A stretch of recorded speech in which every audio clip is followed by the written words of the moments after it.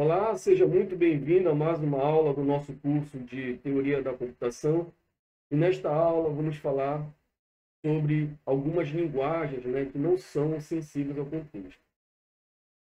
Só lembrando, nós vimos que as linguagens livres de contexto elas estão contidas dentro das chamadas linguagens sensíveis ao contexto. Ou seja, toda linguagem livre de contexto é também uma linguagem sensível ao contexto.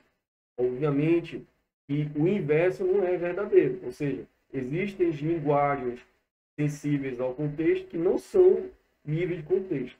Tá? Então, se L é livre de contexto, então existe pelo menos uma gramática livre de contexto que vai gerar essa linguagem.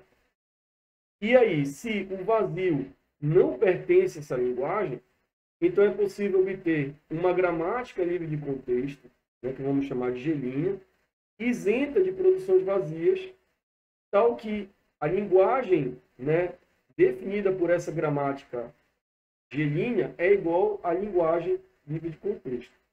Agora, se a produção vazia pertence a L, ou seja, pertence a essa linguagem, então é possível obter uma gramática livre de contexto, vamos chamar de G', isenta de produções vazias, tal que a linguagem gerada por G' seja igual à linguagem L, essa linguagem livre de contexto, exceto a produção vazia.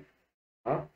Então, por definição, toda gramática livre de contexto satisfaz aos critérios formulados para as gramáticas sensíveis ao contexto, exceto pelas regras vazias. E aí, com isso, podemos concluir que toda linguagem livre de contexto é também uma linguagem sensível ao contexto. Aqui nós temos 4 exemplos de gramáticas que geram linguagens livres de contexto, e essas gramáticas que geram linguagem livre de contexto também são sensíveis ao contexto. Vamos ver aqui. Então, vamos pegar aqui o primeiro exemplo, aqui em G1. Tá? Então, G1 tem aqui o vocabulário, o inicial é S, e aqui nós temos as produções dessa gramática.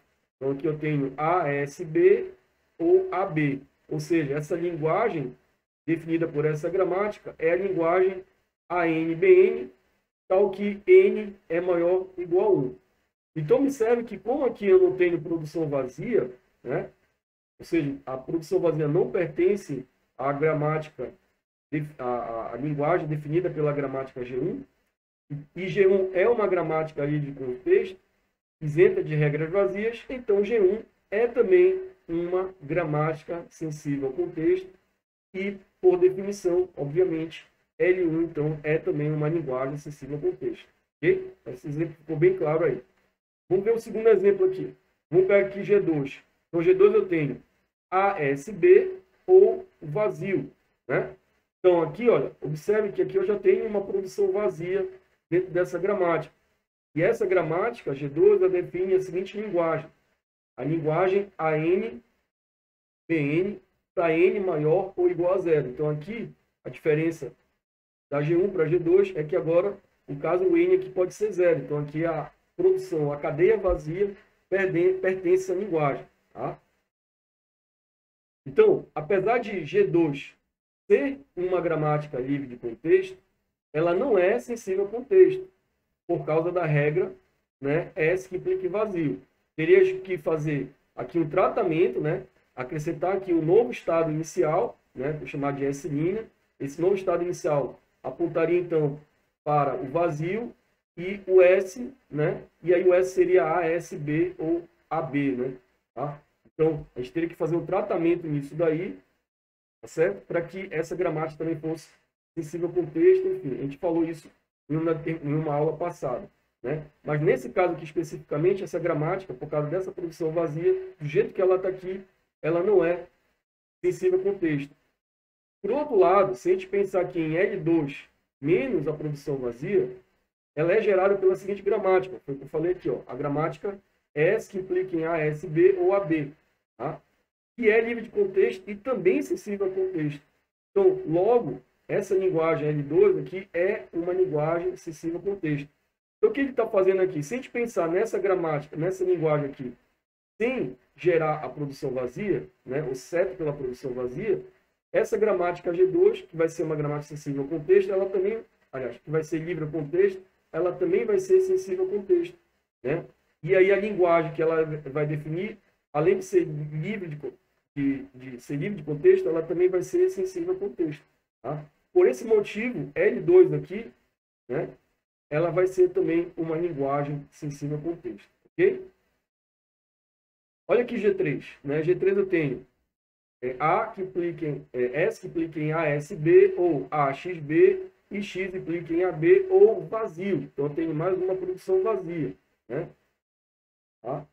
Então, com L3, né, com a gramática G3, definindo a linguagem L3 aqui, que seria a linguagem ANBN para N maior ou igual a 1, ou seja, é a mesma linguagem de G1, né, aqui em cima, tá? Só que de uma maneira diferente.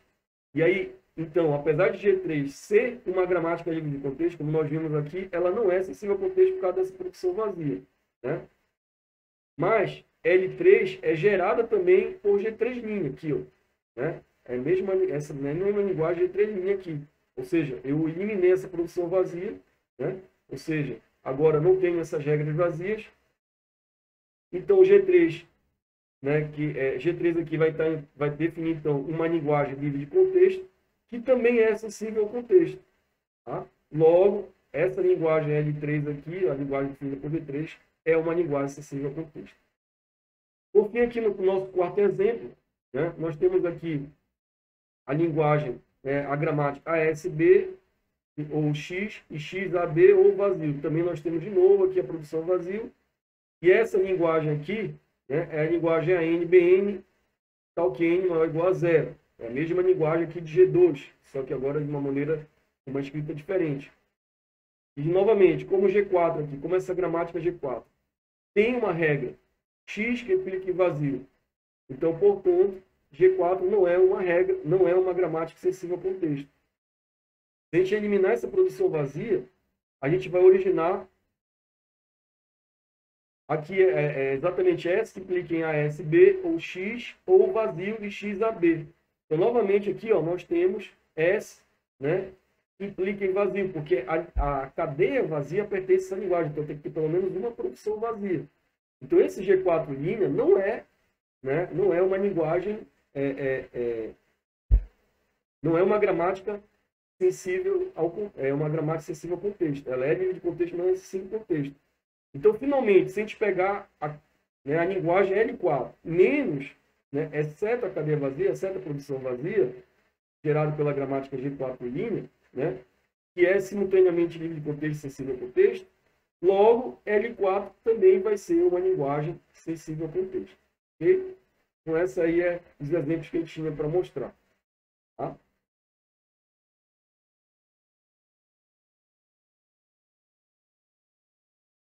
Bom, existem também linguagens livres de contexto que não são sensíveis ao contexto. Na verdade, é o contrário, né? Existem linguagens sensíveis ao contexto que não são livres de contexto.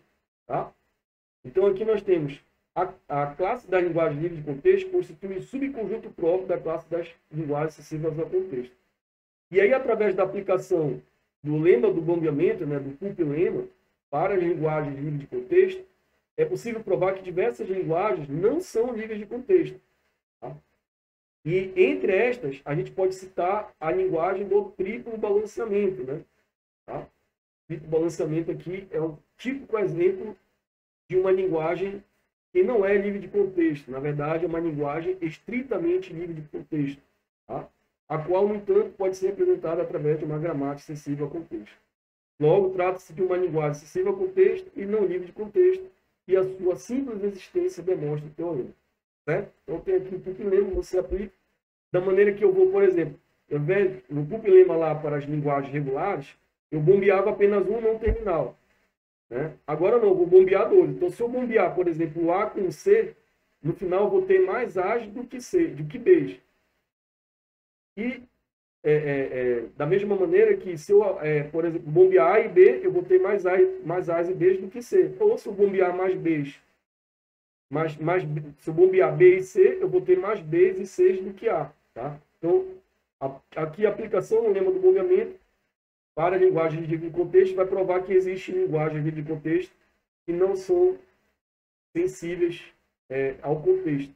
Tá? Ou seja, existe linguagem, aliás, perdão, você vai demonstrar que existem linguagens que não são livres de contexto. Né? No caso aqui, viu que essa linguagem ANBN é uma linguagem sensível ao contexto. Ok? Então, existem também as linguagens que não são sensíveis ao contexto. E aqui a demonstração é um pouco mais complexa do que a aplicação, por exemplo, do lema do bombeamento, né, do cumprimento. Então, vamos tentar aqui para cá, para esses próximos slides, onde a gente vai desenvolver esse raciocínio em cima do que seriam essas linguagens que não são sensíveis ao contexto. Tá? Então, como nós falamos, existe linguagem que não pertence à classe das linguagens sensíveis ao contexto, e essa demonstração vai depender do teorema da enumeração. Então, o que diz esse teorema, né, da enumeração? Ele diz o seguinte, que o conjunto das gramáticas sensíveis ao contexto sobre um certo alfabeto sigma é enumerável. Então, enumerável, para quem não lembra, um conjunto enumerável é quando eu consigo sequencializar ele, né? Ou seja, se eu consigo transformar ele, ou se ele é equivalente ao conjunto dos números naturais, né? Onde eu tenho lá a sequência de números, 1, 2, 3, né? E assim por diante. Então, um conjunto ele pode ser infinito, né? E enumerável. Se ele é infinito e enumerável, quer dizer que eu posso sequencializar, né? Posso colocá-los em ordem crescente ali. Então, essa é a definição do conjunto enumerável. Então, considerando aqui um alfabeto qualquer, e G, né? Um conjunto G aqui, G1, G2, e assim por diante, um conjunto infinito que reúne todas as gramáticas sensíveis ao contexto que podem ser criadas a partir desse alfabeto de signo. Tá? E aí, os símbolos não terminais de cada uma dessas gramáticas pertencem ao conjunto infinito também, a gente vai chamar aqui de conjunto A, onde eu vou ter A1, A2, A3, A4 e assim por diante. E todas elas têm a mesma raiz como sendo A1. Ou seja, o símbolo inicial de todas elas, de todas essas gramáticas, é A1. Os elementos de G podem ser enumerados em uma ordem crescente, né? G1, G2, de acordo com o seguinte algoritmo. Então, está aqui o algoritmo. Esse algoritmo ele vai enumerar todas as gramáticas sensíveis ao contexto. E a entrada dele é um alfabeto qualquer, né? E a saída é a enumeração de todas essas gramáticas sensíveis ao contexto sobre esse alfabeto. Então, nesse método, o primeiro passo é listar todas as gramáticas em que as regras tenham formato alfa, que implica em beta, e que o tamanho de alfa seja igual a 1 e que o tamanho de beta seja igual a 1. Ou seja, o lado esquerdo e o lado direito das condições tem exatamente um não terminal. Tá? Apenas o não terminal A1 seja utilizado nas mesmas, nesse caso. E aí, claramente, existe apenas um número finito de gramáticas nessa condição. A seguir, a gente vai listar todas as gramáticas em que as regras tenham o formato alfa, beta, em que alfa, o tamanho de alfa é menor ou igual a 2 e o tamanho de beta é menor ou igual a 2. Tais que apenas os não terminais A1 e A2 sejam utilizados nas mesmas. E aí, novamente, o conjunto de gramáticas que satisfaz esta definição é finito. Tá? E aí, no terceiro método, no terceiro passo, a gente vai, então, repetir, né, o passo 2 aqui, considerando alfa maior que 3, alfa, beta maior que 3, e os não terminais A1, A2, A3, e assim por diante. Então, tem um laço aí, né, que eu vou aumentando, né, o tamanho do meu alfa, né, e do meu beta. 3, depois 4, 5, vou repetindo isso daí. Tá? Então, todas as gramáticas pertencentes a G, né, serão inevitavelmente enumeradas por esse método. Então, eu vou estar enumerando esse método. Né? Eu vou enumerar essas gramáticas. E aí o método vai gerar uma sequência infinita de conjuntos finitos, porque cada gramática é um conjunto finito, correto? Mas eu vou ter uma sequência infinita.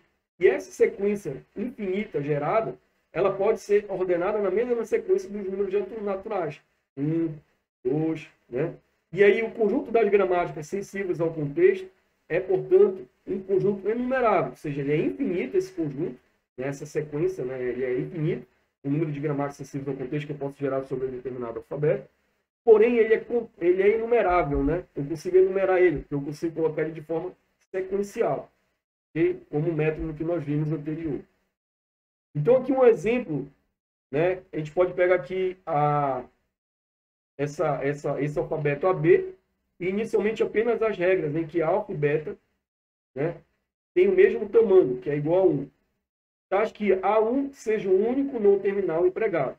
Então, eu tenho aqui, ó, o único não terminal é A1, e aqui o vocabulário vai ser esse não terminal, mais os símbolos do alfabeto, que no caso são AB. Então, eu tenho aqui, então, 3 regras distintas. Né? A1 que implica em A1, A1 que implica em A, A1 que implica em B. Tá?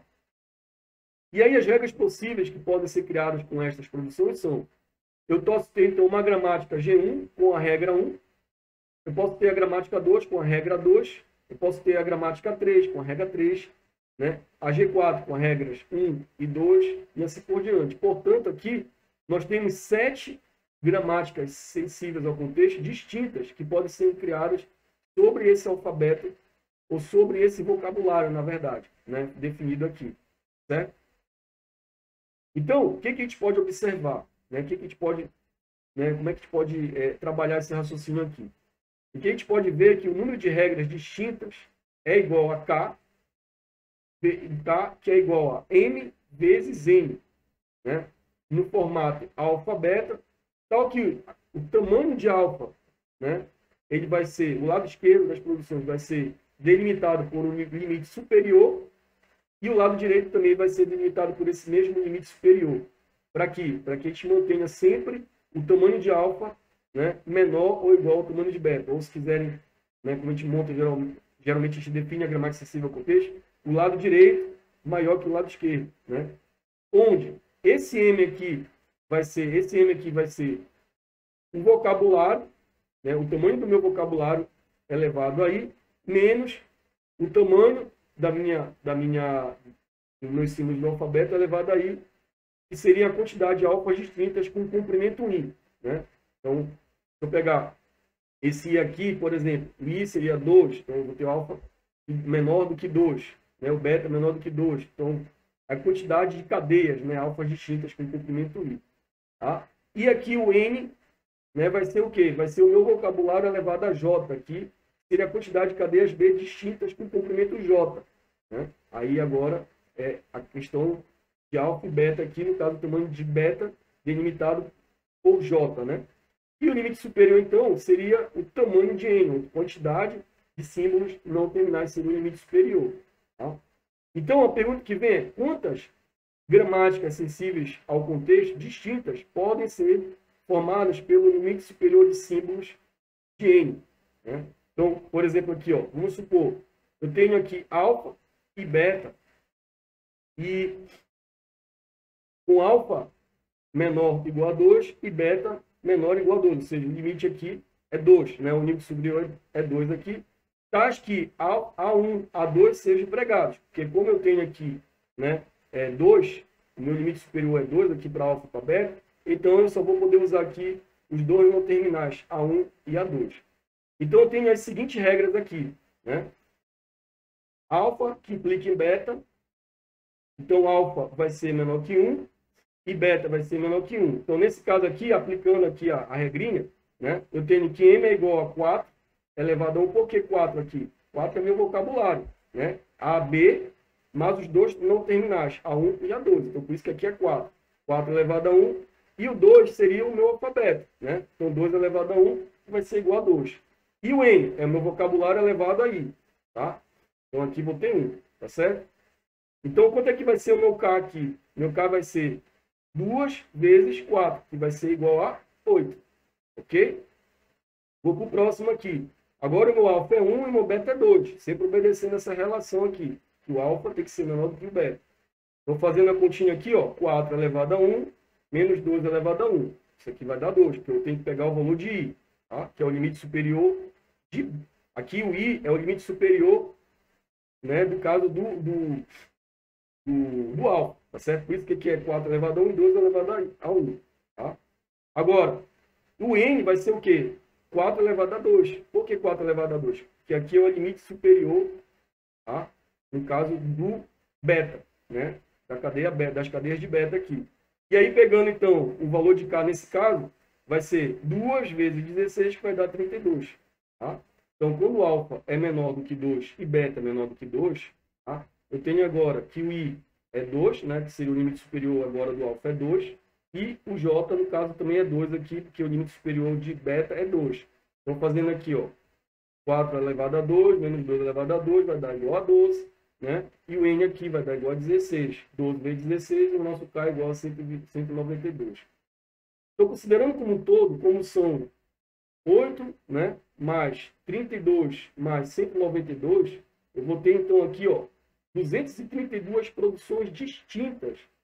Com essas produções, então, a gente consegue criar 12 elevado a 32 menos umas gramáticas sensíveis a contextos distintos, né? Certo? Então, o número de gramáticas que podem ser criadas com K regras distintas é igual a 12 elevado a K menos 1. Porque o processo todo ele pode ser resumido nos seguintes passos. Então, o primeiro passo seria I igual a 1, né? I recebe 1, que seria, na verdade, o A1, né? O único não terminal. E aí, K regras, né? As K regras, né? K vai ser regras I, perdão, né? As regras I. E aí eu vou calcular as gramáticas K, fazendo sempre aqui 1 mais 1 desviando para 2, né? Desviando aqui para 2 novamente. E eu faço esse processo assim. Ele vai mostrar, então, como enumerar as gramáticas, tá certo? E aí a sua implementação só faz sentido caso I seja limitado superiormente, né? Agora, é preciso notar aqui que o processo acima, ele gera toda e qualquer gramática sensível ao contexto sobre o alfabeto, inclusive aquelas que geram linguagens vazias, né? Contém símbolos inúteis ou equivalentes a outras gramáticas geradas anteriormente. Okay? Então, aqui existe um teorema que diz que existem linguagens que não são acessíveis ao contexto. Se elas não são acessíveis ao contexto, quer dizer que não é possível gerar gramáticas, né, enumeráveis ali dentro daquele conjunto. A gente vai falar sobre isso. O resultado, né, do teorema da enumeração, né, considere agora o resultado do teorema da enumeração e um alfabeto qualquer. Tá?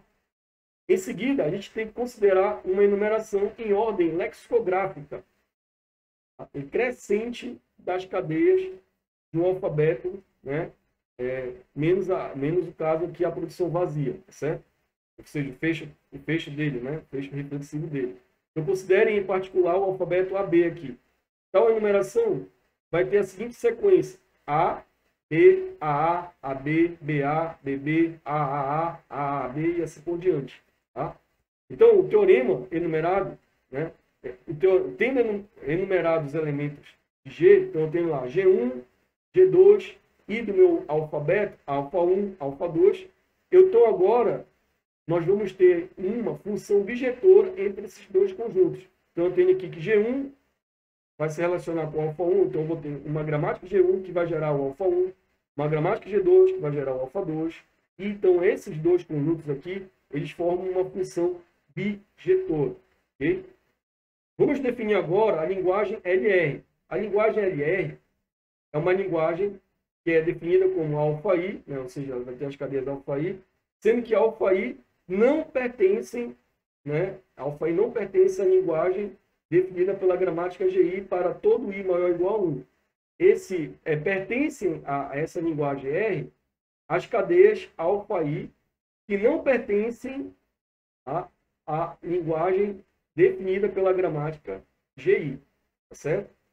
E também nós temos aqui uma máquina de Turing com fita eliminada que pode ser utilizada para realizar essa verificação. Então, existe uma máquina de Turing que faz essa verificação dessas cadeias alfas aqui, que não pertencem à linguagem, né, gerada por GI, né, por uma determinada gramática sensível ao contexto, mas, então, que pertencem à LR. E aí, pessoal, só existem duas hipóteses aqui acerca de LR. Primeiro, que trata-se, então, de uma linguagem sensível ao contexto, ou LR não é uma linguagem sensível ao contexto. Então, consideremos a hipótese de que LR seja uma linguagem livre de contexto. Tá? Então, eu estou dizendo aqui, estamos afirmando que LR é uma linguagem livre de contexto. Então, se LR é uma linguagem livre de contexto, então, ela vai ter uma gramática, né, que vai defini-la. tá certo? Uma gramática de gramática sensível ao contexto que a define. Tá? Então é isso que ele fala aqui. Portanto, deve existir pelo menos uma gramática sensível ao contexto que gere, né, que a gere, no caso, e essa gramática deverá pertencer ao conjunto G, aquele conjunto das gramáticas sensíveis ao contexto formadas a partir de um determinado alfabeto. Okay? Agora, seja GI, vamos pegar uma gramática desse conjunto. Esta gramática, ou seja, essa gramática que define a linguagem LR e que define uma linguagem, né, sensível ao contexto, então só existem duas possibilidades. Né? Primeiro, que alfa-I pertence a LR ou que uma determinada cadeia alfa-I não pertence a LR. Então, para pertencer, vamos supor que se alfa-I não pertence a LGI, né, a gramática gerada, né, ou a linguagem gerada pela gramática GI, então alfa-I pertence a LR, né, pela hipótese que nós falamos em cima. E isso seria o quê? Uma contradição. Tá? Agora, se alfa-I pertence a LGI, então alfa-I não pertence a LR pela construção, né? Por definição. O que também é uma contradição. Logo aqui, né, LR, essa linguagem LR, não pode ser uma linguagem sensível ao contexto. E isso completa a demonstração, mostrando que existem linguagens que não são sensíveis ao contexto, que não permite aplicar a regra da enumeração. Tá certo? Então, a gente vai falar dessas outras linguagens que não sensíveis ao contexto na próxima aula. Espero que vocês tenham gostado desta. Um forte abraço a todos e até a próxima.